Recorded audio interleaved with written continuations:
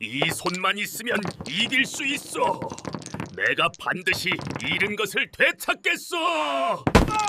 남편의 주사위가 또다시 바닥에 굴러떨어졌다. 그와 함께 우리 집 논문서도, 반문서도, 심지어 어머님의 비녀까지 모두 잃고 말았다. 나는 쓰러진 남편을 부축하며 피눈물을 삼켰다. 그런데 그날 밤 꿈에 돌아가신 할머니께서 나타나셨다. 손녀야, 네 손에는 특별한 기운이 있단다. 네 손으로 주워보거라. 그러면 나올 숫자가 손바닥에 느껴질 게야.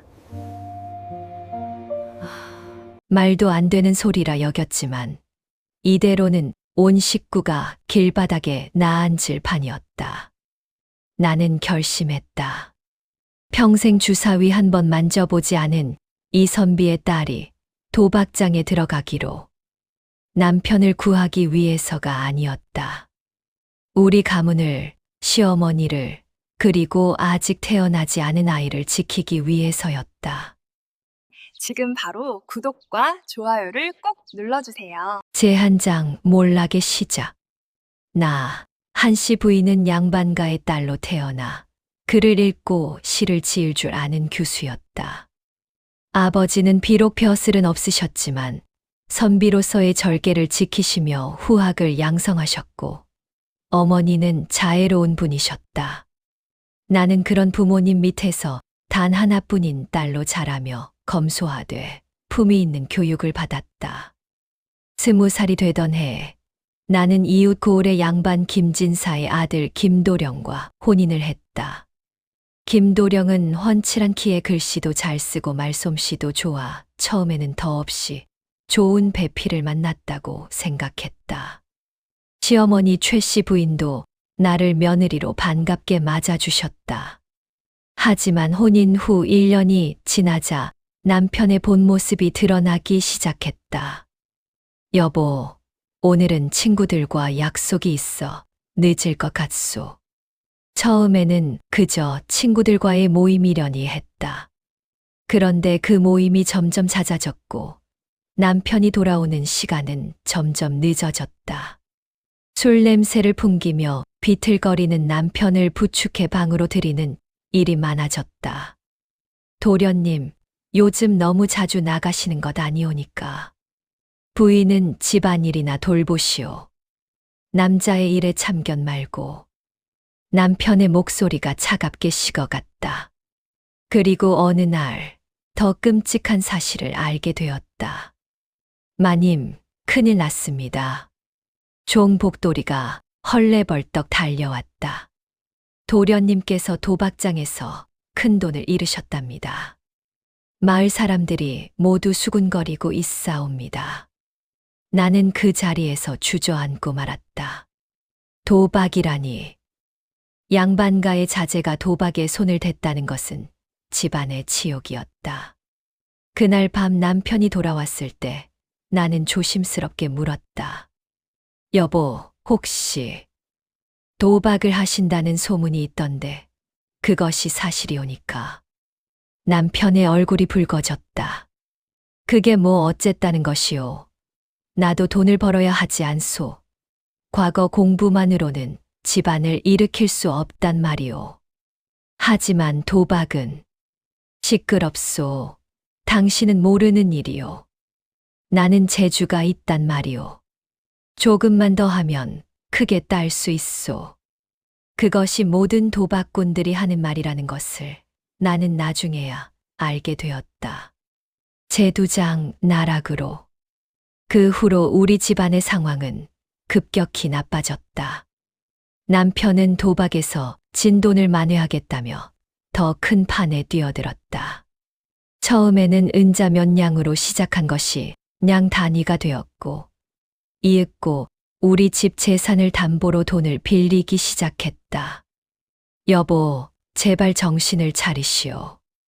이러다가는 집안이 망하고 말 것이오. 나는 남편의 옷깃을 붙잡고 애원했다. 하지만 남편의 눈은 이미 도박의 흥분으로 충혈되어 있었다. 이번만 이기면 모든 것을 되찾을 수 있소. 나를 믿으시오. 하지만 그가 이기는 날은 오지 않았다. 봄이 지나고 여름이 왔다. 남편은 집에 있는 모든 귀중품을 하나씩 들고 나가기 시작했다. 어머니의 비녀, 아버지께서 물려주신 벼루, 내가 시집올 때 가져온 폐물들까지 모두 사라졌다. 며느리, 이게 무슨 일이냐? 시어머니께서 눈물을 흘리시며 물으셨다. 나는 고개를 들 수가 없었다. 어머님, 죄송합니다. 제가 남편을 제대로 살피지 못했습니다. 아니다, 며느리. 내 잘못이 아니야. 저 못난 자식이 집안을 망치고 있구나. 그해 가을, 결국 최악의 일이 벌어졌다. 김진사 댁, 문을 여시오. 대문을 두드리는 소리와 함께 포졸들이 들이닥쳤다. 남편이 돈을 빌린 전당포 주인이 관가에 고소를 한 것이었다. 김도령은 전담 문서를 담보로 은자 500냥을 빌려갔소. 약속한 날짜가 지났으니 이제 그 땅은 우리 것이오. 500냥이라니. 그게 대체 얼마나 되는 돈이오? 시어머니께서 기절하실 듯 비틀거리셨다. 나는 어머니를 부축하며 이를 악물었다. 그 돈은 우리 집 논 5마지기와 밭 3마지기의 값어치였다. 그것을 잃으면 우리는 먹고 살 길이 없었다. 제발 조금만 기다려 주시오. 제가 돈을 마련해 보겠소. 나는 전당포 주인 앞에 무릎을 꿇었다. 하지만 그는 차갑게 웃을 뿐이었다. 양반 부인이 무슨 수로 500냥을 마련한단 말이오? 일주일을 주겠소. 그때까지 돈을 갚지 못하면 이 땅 문서대로 땅을 넘기시오. 제세장, 꿈속에 계시. 그날 밤 나는 잠을 이룰 수 없었다. 옆방에서는 시어머니의 흐느끼는 소리가 들렸고 남편은 또다시 집을 나가 돌아오지 않았다.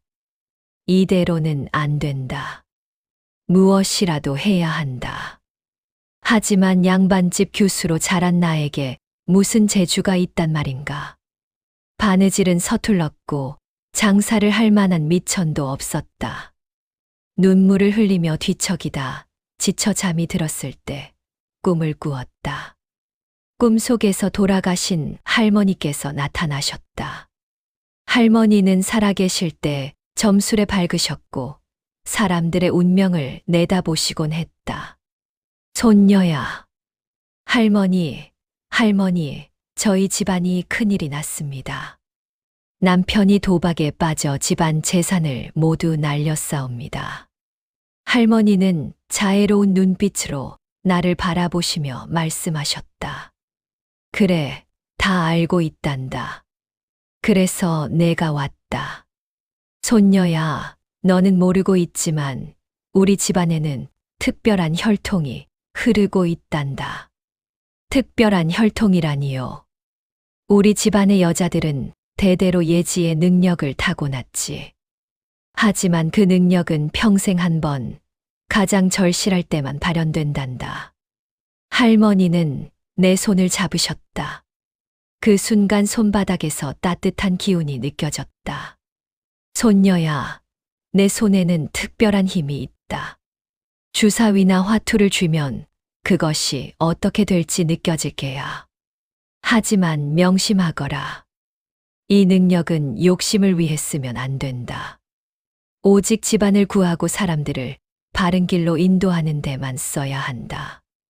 하지만 할머니, 제가 도박을 한다는 것이 도박으로 도박을 끊게 하는 것이다.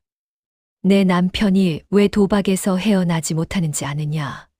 그것은 이기는 짜릿함을 알기 때문이다. 그 짜릿함이 얼마나 더섭는 것인지 결국 모든 것을 잃게 된다는 것을 깨닫게 해주어야 한다. 할머니의 목소리가 점점 멀어졌다. 기억하거라. 내 능력은 3번의 승부에만 쓸 수 있다. 세 번째 승부가 끝나면 능력은 사라진다. 그러니 신중하게 사용하거라. 제4장 첫 번째 승부.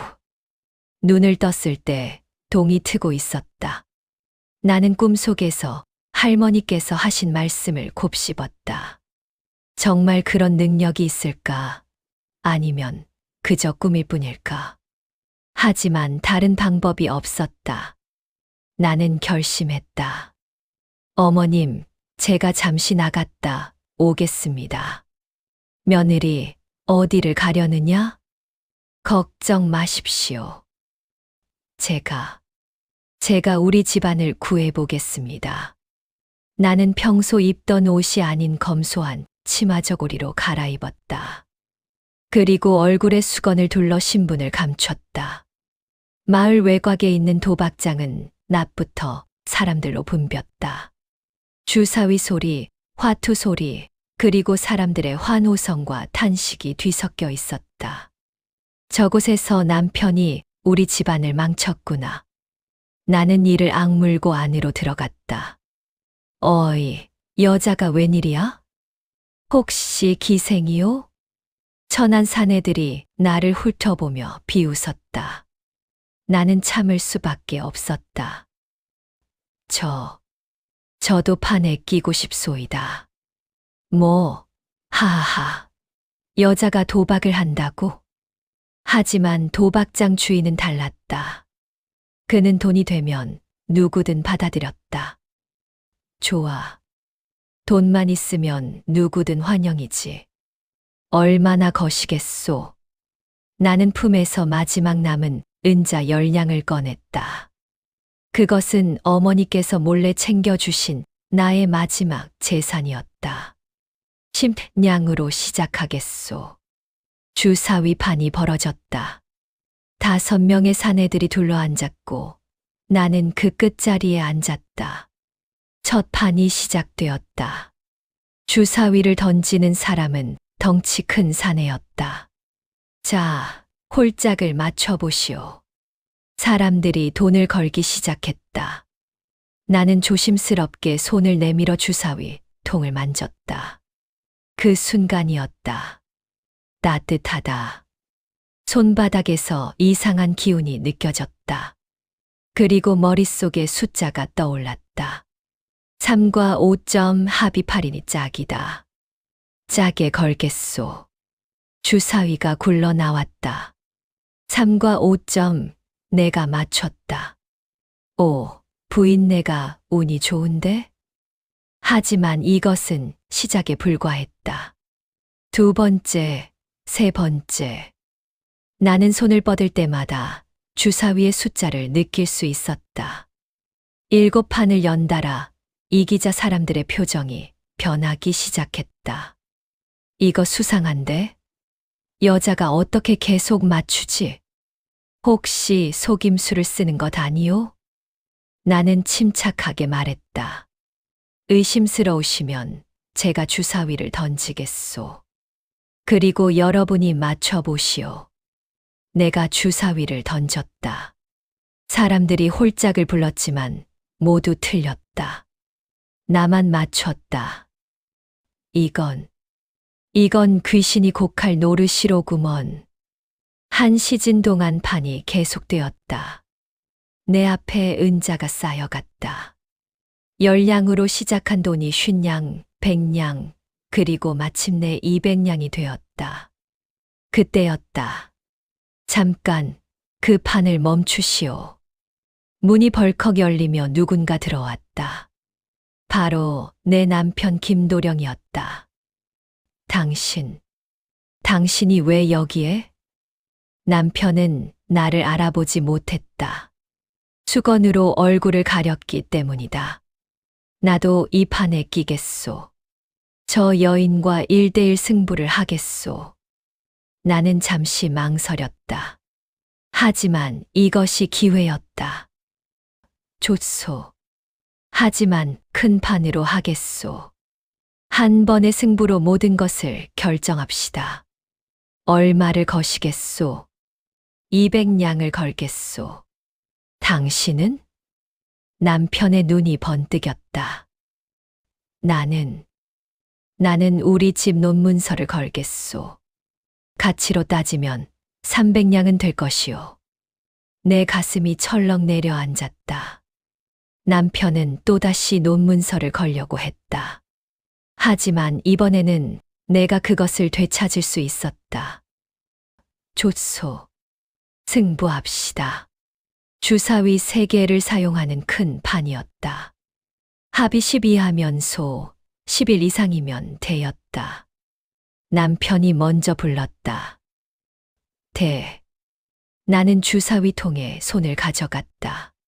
순간 숫자들이 머릿속에 선명하게 떠올랐다. 2, 3, 4점 합이 9다. 소다. 소에 걸겠소. 주사위가 굴러 나왔다. 2, 3, 4점 합이 9점. 소소, 부인의 승리요. 남편은 그 자리에서 무너져 내렸다. 안 돼. 안 돼. 이럴 수가. 나는 논문서를 집어 들고 수건을 벗었다. 여보. 당신. 남편의 얼굴이 새하얗게 질렸다. 당신이 도박으로 잃은 것을 내가 도박으로 되찾았소. 이제 정신을 차리시오. 도박은 결국 모든 것을 앗아가는 것이오. 제5장, 2번째 승부. 하지만 남편은 쉽게 변하지 않았다. 논문서를 되찾은 것에 안도하기는커녕 오히려 묘한 생각을 품었다. 당신에게 그런 재주가 있었소. 여보, 이것은 재주가 아니오. 우연히 아니오. 당신은 7판을 연달아 이겼소. 그리고 나와의 승부에서도 이겼단 말이오. 남편의 눈에 이상한 빛이 돌았다. 당신과 함께라면 우리가 큰 돈을 벌 수 있소. 무슨 말씀을 하시는 거요? 나는 다시는 그런 곳에 가지 않을 것이오. 제발이오, 생각해 보시오. 전당포에 진 빚 500냥을 갚으려면 어떻게 해야 하겠소? 당신의 능력이 있으면 가능하단 말이오. 나는 남편의 말에 흔들렸다. 분명 할머니께서는 3번의 기회를 주셨다. 아직 2번이 남아 있었다. 500냥을 갚아야 우리 땅을 지킬 수 있다. 그리고 남편에게 도박의 허무함을 깨닫게 해줄 수 있다면 좋소. 하지만 조건이 있소. 무슨 조건이요? 이번 한 번만 하는 것이요. 그리고 돈을 따면 즉시 빚을 갚고 여보는 다시는 도박을 하지 않겠다고 약속해야 하오. 약속하겠소. 남편은 신이 나서 대답했다. 하지만 나는 그의 눈빛에서 거짓을 읽을 수 있었다. 그는 진심으로 약속하는 것이 아니었다. 일주일 후 우리는 더 큰 도박장으로 향했다. 그곳은 고을의 양반과 부자들이 모이는 곳이었다. 어서 오시오. 오늘은 큰 판이 벌어질 것이오. 도박장 주인은 비싼 비단옷을 입은 뚱뚱한 사내였다. 그의 이름은 장씨 부자로 고을에서 가장 많은 땅을 소유한 자였다. 호, 여인이 도박을 한다. 재미있군. 장씨 부자가 나를 훑어보며 웃었다. 그 웃음에는 욕심이 가득했다. 부인, 한판 해보시겠소? 나는 1000냥을 걸겠소. 1000냥, 그것은 우리 집안의 빚을 갚고도 남을 돈이었다. 좋소. 하지만 나는 1000냥이 없소. 대신 나는 남편을 돌아보았다. 남편은 고개를 끄덕였다. 대신 우리 집안의 모든 땅 문서를 걸겠소. 가치로 따지면 1000냥과 맞먹을 것이오. 장씨 부자의 눈이 반짝였다. 좋소, 흥미로운 판이군. 화투로 승부합시다. 화투판이 벌어졌다. 고스톱이었다. 나는 화투를 한 번도 해본 적이 없었지만 손에 쥐는 순간 모든 패가 보이는 것 같았다. 첫 판, 두 번째 판. 나는 계속 이겼다. 장씨 부자의 얼굴이 점점 굳어갔다. 이상하오. 부인, 혹시 속임수를. 속임수라니요. 직접 패를 섞으시고 돌리지 않았소. 세 번째 판이 시작되었다. 나는 손에 쥔 패를 보는 순간 알 수 있었다. 이번 판으로 끝낼 수 있다는 것을. 광땡이요. 나는 비장과 국진을 내려놓았다. 최고의 패였다. 말도 안 돼. 장씨 부자가 중얼거렸다. 하지만 규칙은 규칙이었다. 그는 천냥을 내놓았다. 여기 있소. 하지만 부인, 다음에 또 한 판 합시다. 나는 지는 것을 싫어하는 사람이요. 나는 그의 말을 무시하고 돈을 챙겼다. 드디어 빚을 갚을 수 있게 되었다. 제6장, 탐욕의 그림자. 하지만 기쁨도 잠시 더 큰 문제가 생겼다. 남편이 변한 것이다. 아니, 더 나빠진 것이다. 당신, 우리가 큰 돈을 벌었소. 이제 그만 도박을 끊읍시다. 그만두다니? 왜 그만둬야 하오? 당신에게는 특별한 능력이 있지 않소. 우리가 계속하면 부자가 될 수 있단 말이오. 안 됩니다. 나는 이미 약속했소. 2번만 하기로. 약속. 그런 약속은 중요하지 않소. 생각해 보시오. 우리가 부자가 되면 얼마나 좋겠소. 남편의 눈에는 탐욕이 가득했다. 도박을 끊게 하려던 내 계획은 완전히 빗나갔다. 오히려 남편은 더 큰 욕심을 품게 되었다. 그뿐만이 아니었다. 장씨 부자가 소문을 퍼뜨렸다. 김진사댁 며느리는 도박의 귀신이요. 그 여인과 겨루어 이기는 자에게는 천냥을 주겠소. 소문은 삽시간에 퍼졌다. 각지에서 도박꾼들이 모여들었다. 그들은 우리 집 대문 앞에서 나를 기다렸다. 부인, 한 판만 합시다. 나와 승부하시오. 나는 두문불출했다. 하지만 남편은 달랐다. 당신 왜 나가지 않소? 저들과 승부하면 큰 돈을 벌 수 있소. 안 됩니다.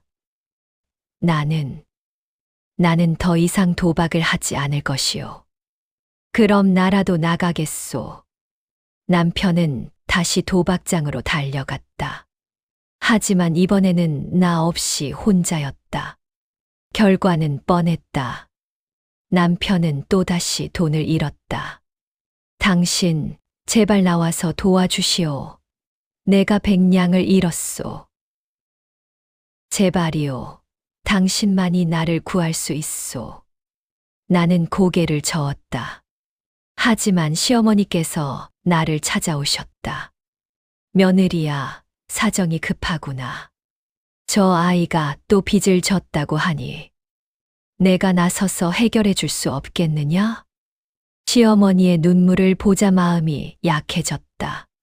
할머니께서 3번의 기회를 주셨다. 아직 1번이 남아 있었다. 2번이 마지막이다. 계속해서 작성해줘. 오후 1016번에는 남편에게 확실히 깨달음을 주어야 한다. 제7장 마지막 승부. 나는 결심했다. 마지막 1번의 기회를 사용하되 이번에는 단순히 돈을 따는 것이 아니라 남편과 모든 도박꾼들에게 교훈을 주겠다고. 여보, 내가 나서겠소. 하지만 이번이 진짜 마지막이오. 그리고 이번 승부에서는 여보도 함께 참여해야 하오. 함께 무슨 말이오? 여보가 직접 도박의 무서움을 느껴야 하오. 그래야 정신을 차릴 것이오. 나는 장씨 부자에게 사람을 보냈다. 마지막으로 큰 판을 벌이겠다고 전하시오. 모든 도박꾼들을 모으고 이번에는 특별한 방식으로 하겠다고. 소문을 듣고 수십 명의 도박꾼들이 모였다. 장씨 부자도 왔고 고을의 사또까지 구경을 왔다. 부인, 어떤 방식으로 하시겠소? 간단하오. 모든 사람이 돈을 걸고 주사위 3개의 합을 맞추는 것이요. 하지만 이번에는 제가 직접 주사위를 던지지 않겠소. 여기 계신 사또께서 던지시는 것이 어떻겠소? 사또가 놀라며 물었다. 나더러 주사위를 던지라고? 그렇소. 그래야 공정하지 않겠소. 그리고 저는 눈을 가리고 맞추겠소. 사람들이 웅성거렸다. 눈을 가리고 맞춘다고. 그게 가능한 일이요? 나는 천천히 말했다. 여러분, 저는 오늘 여러분께 보여드리겠소. 도박이란 것이 얼마나 허무한 것인지를. 모든 사람들이 돈을 걸었다. 총 금액이 무려 5,000냥에 달했다. 평민들은 몇 냥씩, 부자들은 100냥, 200냥씩 걸었다. 나는 1,000냥을 걸었다. 그리고 남편에게도 돈을 걸게 했다. 여보, 당신도 거시오. 우리 집에 남은 돈 전부를. 하지만 믿으시오. 아니, 믿지 마시오. 그저 이것이 마지막 도박이라고 생각하시오. 남편은 떨리는 손으로 우리 집에 남은 돈 200냥을 걸었다. 사또가 주사위 통을 흔들었다. 자, 합이 얼마일 것 같소? 나는 눈을 감고 손을 뻗었다. 하지만 이번에는 아무것도 느껴지지 않았다. 왜지? 할머니께서 주신 능력은? 당황했다. 손바닥에서 느껴지던 따뜻한 기운이 사라졌다. 머릿속에도 아무런 숫자가 떠오르지 않았다. 그때 할머니의 목소리가 들렸다. 손녀야, 능력은 오직 3번의 승부에만 쓸 수 있다고 했다. 첫 번째는 도박장에서의 연승, 두 번째는 남편과의 승부, 세 번째는 장씨 부자와의 승부였다. 이제 능력은 사라졌다. 이제부터는 내 지혜로만 이겨야 한다. 나는 눈을 떴다. 모든 사람들이 나를 바라보고 있었다. 어떻소? 못 맞추시겠소? 장씨 부자가 비웃었다. 나는 깊이 숨을 들이쉬었다. 그리고 생각했다. 능력이 없어도 괜찮다. 나는 이미 도박의 본질을 깨달았다. 도박은 운이 아니라 확률이다. 그리고 확률은 항상 도박장 주인에게 유리하다. 사또께서 던지시기 전에 제가 한 말씀 드리겠소. 나는 모인 사람들을 둘러보며 말했다. 여러분, 저는 지금까지 운이 좋아 이겼소. 하지만 운은 영원하지 않소. 도박에서 계속 이기는 사람은 없소. 결국 모든 것을 잃게 되어 있소. 무슨 소리요? 당신은 지금까지 계속 이겼지 않소. 그렇소. 하지만 그것은 특별한 운이었을 뿐이요. 이제 그 운이 끝났소. 나는 눈을 가리고 있던 천을 풀었다. 사또, 주사위를 던지시오. 저는 이번에 틀릴 것이오. 그리고 모든 돈을 잃을 것이오. 사람들이 술렁였다. 남편이 소리쳤다. 당신 무슨 말을 하는 거요? 여보, 이것이 도박의 진실이오. 계속하면 결국 모든 것을 잃는다는 것. 주사위가 굴러갔다. 나는 아무 숫자나 불렀다. 13. 주사위가 멈췄다. 556점 합이 16이었다. 틀렸소. 장씨 부자가 환호했다. 나는 1,000냥을 모두 잃었다. 남편도 200냥을 잃었다. 남편은 그 자리에서 무너져 내렸다. 안 돼. 우리 돈이, 모든 것이. 제8장 각서. 남편은 그날 이후 완전히 변했다. 집으로 돌아오는 길에 남편은 한마디도 하지 못했다. 그저 멍하니 앞만 보며 걸었다. 여보, 오늘 일로 깨달으셨소. 도박은 결국 모든 것을 앗아간다는 것을. 남편의 눈에서 눈물이 흘렀다. 당신은 처음부터 알고 있었소. 오늘 질 것이라는 것을. 그렇소. 그런데 왜 우리 돈을 모두 걸었소? 여보가 직접 느껴야 했소. 모든 것을 잃는 그 순간의 절망을. 그래야만 도박의 무서움을 알 수 있으니까. 남편은 그 자리에 주저앉아 울었다. 나는 정말 어리석었소. 당신이 이겨서 돈을 벌 때 나는 그것이 당신의 능력 때문이라고 생각했소. 하지만 당신이 졌을 때 나는 깨달았소. 도박에는 절대적인 승자가 없다는 것을. 오늘 이기더라도 언젠가는 모두 잃게 된다는 것을. 나는 남편을 일으켜 세웠다. 이제 일어나시오. 우리가 비록 돈을 잃었지만 여보는 더 소중한 것을 얻었소. 바로 깨달음을. 하지만 집으로 돌아가자 또 다른 문제가 기다리고 있었다. 며느리, 돈을 모두 잃었다니. 이제 우리는 어찌 살란 말이냐? 시어머니께서 통곡하셨다. 사실 우리는 이제 정말 빈털터리가 되었다. 어머님, 죄송합니다. 하지만 걱정 마십시오. 제가 방법을 찾겠습니다. 그날 밤 나는 다시 꿈을 꾸었다. 할머니께서 나타나셨다. 손녀야, 잘했다. 할머니. 하지만 저는 모든 돈을 잃었습니다. 이제 우리 가족은. 아니다. 너는 돈보다 더 귀한 것을 얻었다. 내 남편의 정신을 되찾았고 많은 사람들에게 도박의 무서움을 알려주었다. 하지만 그리고 기억하거라. 내가 잃은 돈은 다시 돌아올 것이다. 선한 일에는 반드시 보상이 따르는 법이니라. 제9장 뜻밖의 전환. 다음 날 아침 뜻밖의 손님이 찾아왔다. 김진사 댁이 여기요? 문을 열자 관복을 입은 관리가 서 있었다.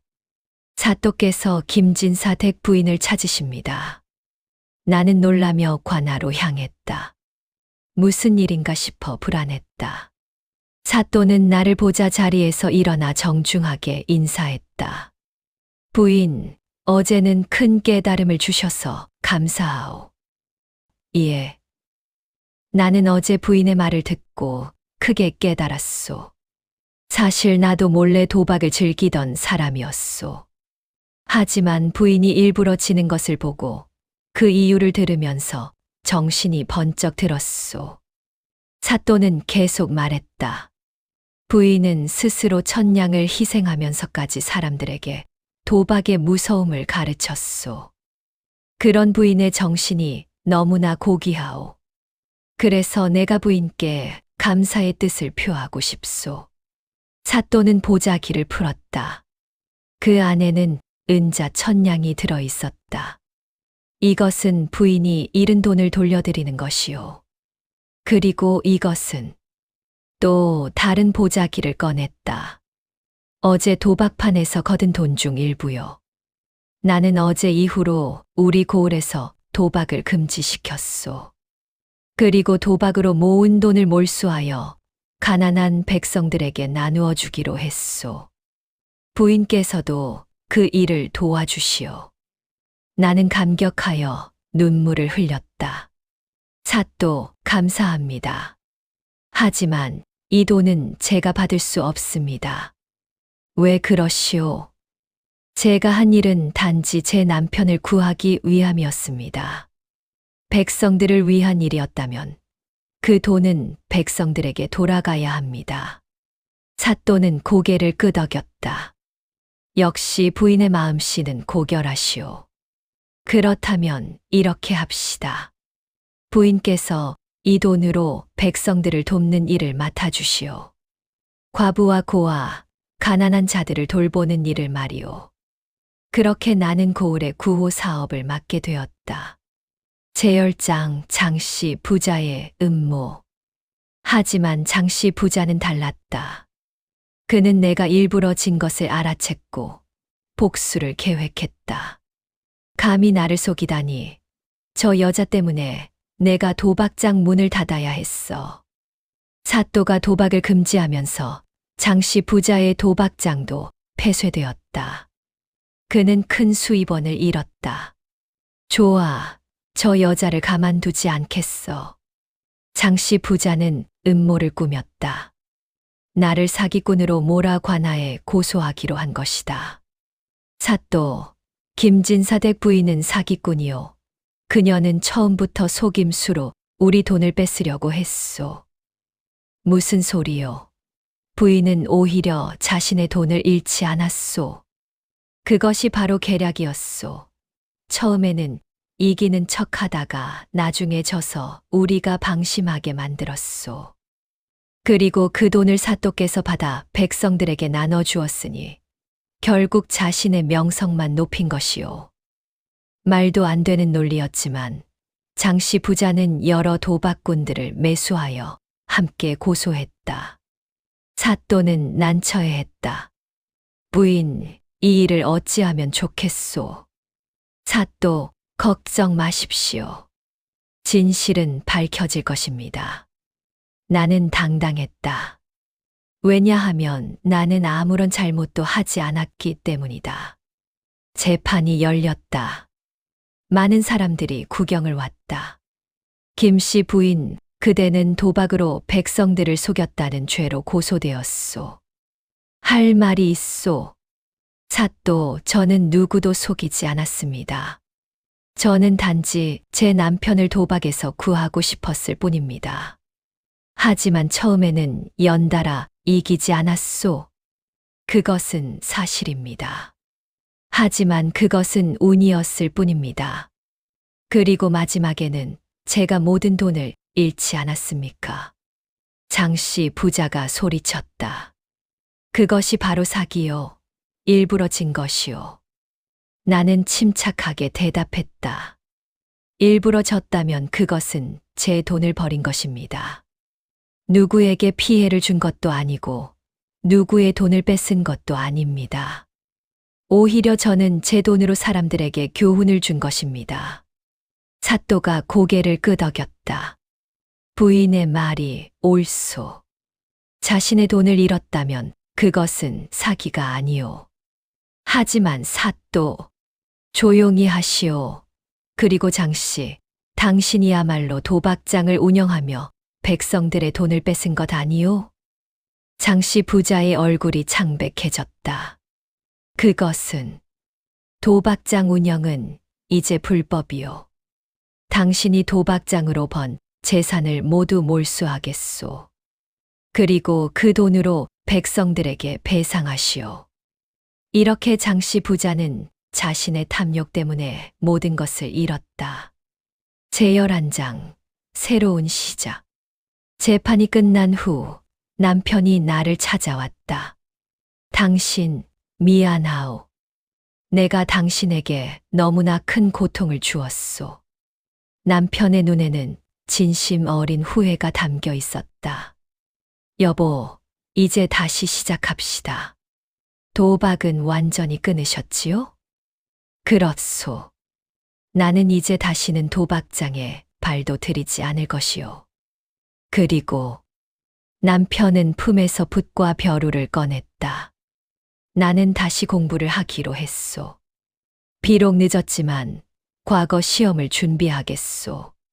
제대로 된 방법으로 집안을 일으켜 세우겠소. 나는 남편의 손을 잡았다. 여보, 고맙소. 함께 힘을 모읍시다. 시어머니께서도 기뻐하셨다. 며느리야, 정말 고맙구나. 내가 아니었다면 우리 집안은 완전히 망했을 게다. 어머님, 저는 당연한 일을 했을 뿐입니다. 그 후 우리 집안은 서서히 일어서기 시작했다. 사또께서 주신 돈으로 우리는 빚을 모두 갚았고 남은 돈으로 작은 서당을 열었다. 남편은 낮에는 서당에서 아이들을 가르치고 밤에는 과거 공부를 했다. 나는 가난한 사람들을 돕는 일을 계속했다. 제12장 소문이 퍼지다. 우리의 이야기는 삽시간에 퍼져나갔다. 김진사 댁 부인이 도박으로 남편을 구했다더라. 아니야, 부인이 일부러 져서 남편에게 교훈을 주었다더라. 정말 지혜로운 여인이로군. 다른 고을에서도 사람들이 찾아왔다. 도박에 빠진 가족을 둔 사람들이었다. 부인, 제 남편도 좀 도와주십시오. 제 아들이 도박에 빠졌습니다. 어찌하면 좋겠습니까? 나는 그들에게 말했다. 도박은 능력이나 운으로 이기는 것이 아닙니다. 도박장 주인만 돈을 버는 것입니다. 그것을 가족들이 깨닫게 해주어야 합니다. 나는 내 경험을 나누며 사람들을 상담해 주었다. 어떤 이들은 내 조언을 따라 가족을 도박에서 구했고, 어떤 이들은 여전히 고통받았다. 하지만 나는 포기하지 않고 계속 사람들을 도왔다. 제13장 왕의 부름. 그러던 어느 날 한양에서 사신이 왔다. 김진사 댁 부인을 찾습니다. 나는 놀라서 나갔다. 무슨 일이 오니까? 대전께서 부인의 소문을 들으시고 불러오라 하셨습니다. 왕께서 나를 부르시다니 나는 믿을 수가 없었다. 한양으로 가는 길에 남편이 말했다. 당신, 이제 우리 집안이 크게 될 것 같소. 여보, 큰 것은 중요하지 않소. 우리가 바르게 사는 것이 중요하오. 한양에 도착하여 궁궐로 들어갔다. 왕께서는 나를 보시고 물으셨다. 과인이 듣기에 그대는 도박으로 남편을 구했다고 하는데 어찌 그런 일을 했는가? 나는 정중히 대답했다. 전하, 소녀는 남편을 사랑했기에 그를 도박에서 구하고 싶었습니다. 하지만 말로는 안 되었기에 직접 보여주었습니다. 도박으로 이기는 것이 얼마나 허무한지, 그리고 결국에는 모든 것을 잃게 된다는 것을. 지혜롭구나. 그래서 일부러 졌다는 것인가? 그렇습니다, 전하. 왕께서는 고개를 끄덕이셨다. 과인도 요즘 고민이 많다. 조정의 대신들 중에도 도박에 빠진 자들이 있다고 하니 그대의 지혜를 빌려 그들을 바른 길로 인도할 수 있겠는가? 나는 잠시 생각했다. 전하, 소녀는 특별한 능력이 없습니다. 다만 진심으로 사람을 대하고 그들이 스스로 깨닫게 도와줄 뿐입니다. 그것으로 충분하다. 그대를 궁중교화사로 임명하노라. 도박에 빠진 자들을 바른 길로 인도하는 일을 맡기겠다. 이렇게 나는 궁중교화사가 되었다. 제14장 궁중에서의 활약. 궁중에서의 일은 쉽지 않았다. 도박에 빠진 대신들은 자존심이 높아서 내 말을 잘 듣지 않았다. 여자 주제에 감히 우리에게 가르치려 드는가? 나는 도박을 즐기는 것뿐이요. 중독된 것이 아니요.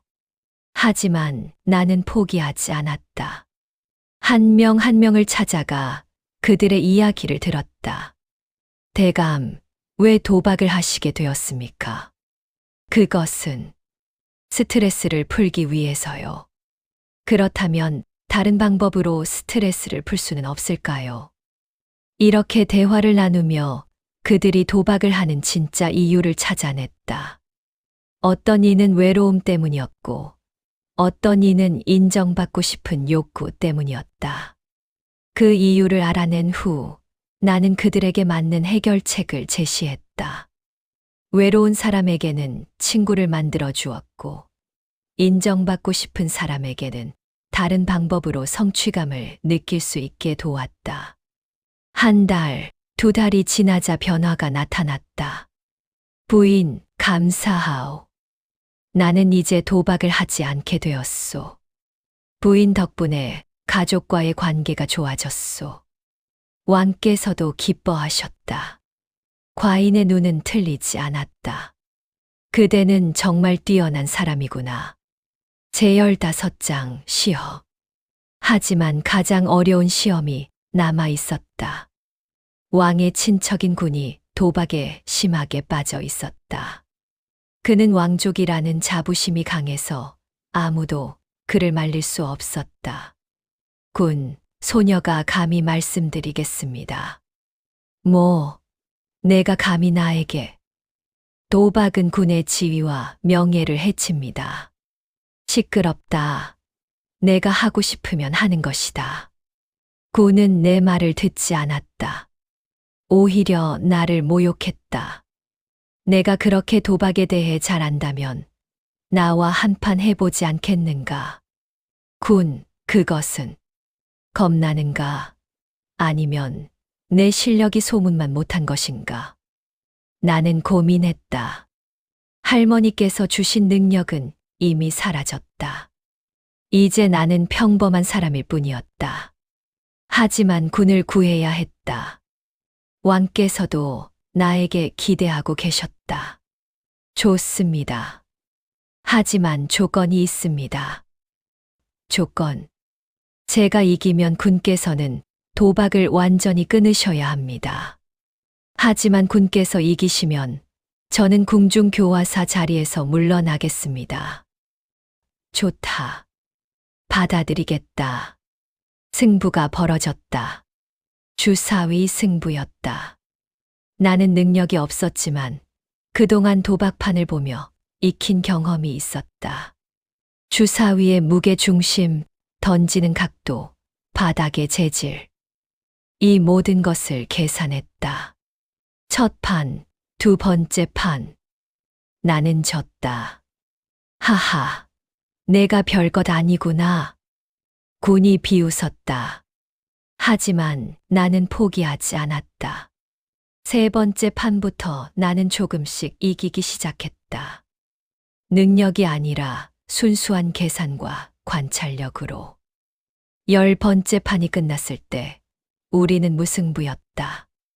마지막 한 판으로 결정하겠습니다. 나는 심호흡을 했다. 그리고 주사위를 던졌다. 주사위가 굴러가는 것을 보며 나는 기도했다. 할머니, 도와주세요. 이 사람을 구할 수 있게. 주사위가 멈췄다. 내가 이겼다. 안 돼. 이럴 수가. 군은 충격을 받았다. 하지만 약속은 약속이었다. 군, 이제 약속을 지켜주십시오. 군은 고개를 숙였다. 알았다. 나는 도박을 끊겠다. 제16장 귀향. 몇 년이 지났다. 나는 궁중에서 많은 사람들을 도왔고 왕께서도 나를 높이 평가하셨다. 하지만 나는 고향이 그리웠다. 남편과 시어머니가 보고 싶었다. 전하, 소녀가 감히 청을 드리겠습니다. 무엇이냐? 고향으로 돌아가고 싶습니다. 제 가족이 그립습니다. 왕께서는 아쉬워하셨지만 허락해 주셨다. 그대의 공이 크니 포상을 내리겠다. 전답백 마지기와 은자 1000냥을 하사하노라. 전하, 과분하십니다. 아니다. 그대는 그만한 가치가 있다. 그리고 앞으로도 백성들을 도와주기 바란다. 나는 고향으로 돌아왔다. 남편은 그 사이 과거에 급제하여 작은 벼슬을 얻었고 시어머니께서는 건강하게 지내고 계셨다. 당신 돌아왔소. 남편이 달려와 나를 안았다. 여보, 보고 싶었소. 나도 당신이 보고 싶었소. 그리고 고맙소. 당신이 나를 구해주지 않았다면 나는 아직도 도박에 빠져 있었을 것이요. 제열 7장 마을의 변화. 우리는 왕께서 주신 재산으로 마을에 큰 서당을 지었다. 그곳에서는 가난한 아이들도 무료로 공부할 수 있었다. 또한 나는 회심당이라는 곳을 만들었다. 도박에 빠진 사람들이 찾아와 상담을 받고 새로운 삶을 시작할 수 있도록 돕는 곳이었다. 부인, 저를 도와주십시오. 저는 도박 때문에 가족을 잃을 것 같습니다. 걱정 마십시오. 제가 도와드리겠습니다. 나는 내 경험을 바탕으로 많은 사람들을 도왔다. 어떤 이는 쉽게 변했고, 어떤 이는 여러 번 실패했다가 다시 일어섰다. 남편도 함께 도왔다. 나도 한때 도박에 빠져 있었소. 그 고통을 잘 알고 있소. 함께 이겨냅시다. 남편의 진심 어린 조언은 많은 사람들에게 힘이 되었다. 제열 8장 장씨 부자의 회개. 어느 날 뜻밖의 방문객이 찾아왔다. 바로 장씨 부자였다. 부인, 저를 용서해 주십시오. 장씨 부자는 무릎을 꿇었다. 그는 완전히 달라져 있었다. 화려한 옷 대신 남루한 옷을 입고 교만한 태도 대신 겸손한 모습이었다. 일어나십시오. 무슨 일이십니까? 저는 모든 것을 잃었습니다. 도박장이 폐쇄되고 재산이 몰수되었습니다. 가족들도 저를 떠났습니다. 그래서 저를 찾아오신 것입니까? 네. 저는 이제야 깨달았습니다. 제가 얼마나 나쁜 일을 했는지. 저는 도박장을 운영하며 수많은 가정을 파괴했습니다. 장씨 부자의 눈에서 눈물이 흘렀다. 부인, 저를 용서해 주십시오. 그리고 저도 새로운 삶을 살 수 있게 도와주십시오. 나는 잠시 망설였다. 장씨 부자는 한때 우리 가족을 힘들게 했던 사람이었다. 하지만 남편이 내 손을 잡았다. 당신, 그를 용서합시다. 당신이 나를 용서해 준 것처럼. 나는 고개를 끄덕였다. 좋습니다. 일어나십시오. 저희가 도와드리겠습니다. 장씨 부자는 회심당에 머물며 변화하기 시작했다. 그는 자신의 잘못을 깊이 뉘우쳤고, 이제는 다른 사람들을 돕는 일에 헌신했다. 부인, 저도 도박에 빠진 사람들을 돕고 싶습니다. 제가 저지른 죄를 조금이라도 갚고 싶습니다. 좋은 마음입니다. 함께 일합시다. 이렇게 장씨 부자도 우리의 동료가 되었다. 제열 9장 마을의 번영. 세월이 흘렀다. 우리 마을은 도박 없는 마을로 유명해졌다. 다른 고을에서도 우리 마을을 본받아 도박을 금지하고 회심당과 같은 곳을 만들었다. 나는 딸을 낳았다. 예쁜 딸이었다. 여보, 우리 딸에게 무엇을 가르쳐야 할까요? 그를 가르치고 지혜를 가르칩시다. 그리고 가장 중요한 것은 무엇입니까? 진심으로 사람을 대하는 법을 가르칩시다. 그것이 세상을 변화시키는 가장 큰 힘이요. 딸은 자라면서 많은 것을 배웠다. 나는 딸에게 할머니께서 주신 능력에 대한 이야기도 들려주었다. 어머니, 그 능력이 정말 있었나요? 그랬단다. 하지만 능력보다 더 중요한 것은 그것을 어떻게 사용하느냐였다. 할머니께서는 나에게 능력을 주셨지만 동시에 그것을 올바르게 사용하라고 가르쳐 주셨지. 저도 그런 능력이 있으면 좋겠어요. 너에게는 더 큰 능력이 있단다. 무엇인데요?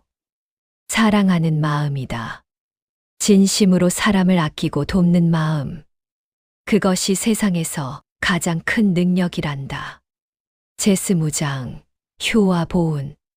시어머니께서 이야기가 마음에 연로하셨다. 지금 바로 구독과 며느리야, 좋아요를 이리 오너라. 예, 어머님. 내가 이제 얼마 못 살 것 같구나. 어머님, 그런 말씀 마십시오. 아니다. 나는 내 때를 안다. 하지만 후회는 없다. 너 같은 며느리를 얻었고 아들이 바른 길로 돌아섰으니 시어머니께서는 내 손을 잡으셨다. 며느리야, 고맙다. 내가 아니었다면 우리 집안은 완전히 망했을 게다. 너는 우리 집안의 은인이다. 어머님, 제가 한 것은 당연한 일이었습니다. 저는 이 집안의 며느리로서 마땅히 해야 할 일을 했을 뿐입니다. 아니다. 내가 한 일은 평범한 일이 아니었다. 너는 지혜와 용기로 우리 집안을 구했다. 시어머니께서는 며칠 후 평안하게 돌아가셨다. 우리는 정성껏 장례를 치렀다. 남편은 3년상을 치르며 효를 다했다. 어머니, 제가 불효했습니다. 도박으로 어머니께 고통을 드렸습니다. 이제라도 바른 아들이 되겠습니다. 에필로그 덕의 보사. 세월이 더 흘러나는 노인이 되었다. 어느 날 궁궐에서 사신이 왔다. 김씨 부인, 전하께서 부르십니다. 한양으로 올라가니 새로운 왕께서 나를 맞이하셨다. 이전 왕께서 승하하시고 새로운 왕이 즉위하신 것이다. 과인은 선왕께 많은 이야기를 들었소. 그대가 도박으로 남편을 구하고 많은 백성들을 도왔다고. 전하, 과찬이십니다. 아니요. 그대의 공은 크오. 그래서 그대에게 정경부인의 품계를 내리고자 하오. 정경부인, 그것은 높은 벼슬을 한 사람의 부인에게나 주는 품계였다. 전하, 소녀는 그럴 자격이 있소. 그대는 백성들을 위해 헌신했고 많은 가정을 구했소. 이것은 나라를 위한 큰 공이오. 나는 정경부인이 되었다. 남편도 벼슬이 올라 현감이 되었다. 하지만 우리는 변하지 않았다. 여전히 검소하게 살며 백성들을 돕는 일에 헌신했다. 딸도 자라서 좋은 사람과 혼인하여 행복하게 살았다. 어느 날 밤 나는 다시 꿈을 꾸었다. 할머니께서 나타나셨다. 손녀야, 잘했다. 할머니, 너는 내가 준 능력을 올바르게 사용했다. 탐욕을 위해서가 아니라 사람을 구하기 위해. 그것이 진정한 지혜다. 할머니, 감사합니다. 아니다. 너 스스로 해낸 것이다. 능력은 단지 도구였을 뿐, 진짜 힘은 내 마음 속에 있었다. 할머니께서 미소 지으시며 사라지셨다. 나는 눈을 떴다. 옆에서 남편이 평화롭게 잠들어 있었다. 창밖을 보니 아침 해가 떠오르고 있었다. 새로운 하루가 시작되었다. 오늘도 나는 사람들을 돕고 세상을 조금 더 나은 곳으로 만들 것이다. 그것이 할머니께서 그리고 하늘이 내게 준 사명이니까. 이렇게 도박에 빠진 남편을 구한 지혜로운 아내의 이야기는 끝이 났다. 이 이야기가 우리에게 가르쳐 주는 것은 무엇인가? 첫째, 도박은 결국 모든 것을 앗아간다는 것이다.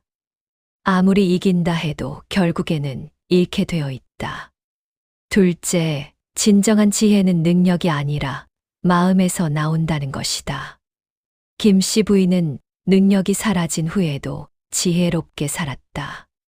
셋째, 효와 덕은 반드시 보상을 받는다는 것이다. 김 씨 부인은 가족을 위해 희생했고 결국 큰 복을 받았다. 넷째, 사람은 누구나 변할 수 있다는 것이다. 남편도 장 씨 부자도 모두 변화하여 바른 사람이 되었다. 우리도 이 이야기를 마음에 새기고 바르게 살아가도록 노력합시다. 탐욕을 버리고 가족을 사랑하고 이웃을 돕는 삶. 그것이 진정으로 행복한 삶입니다. 이야기가 마음에 드셨다면 지금 바로 구독과 좋아요를 꼭 눌러주세요. 다음에 저는 더 재밌는 이야기로 다시 찾아뵙겠습니다. 고맙습니다.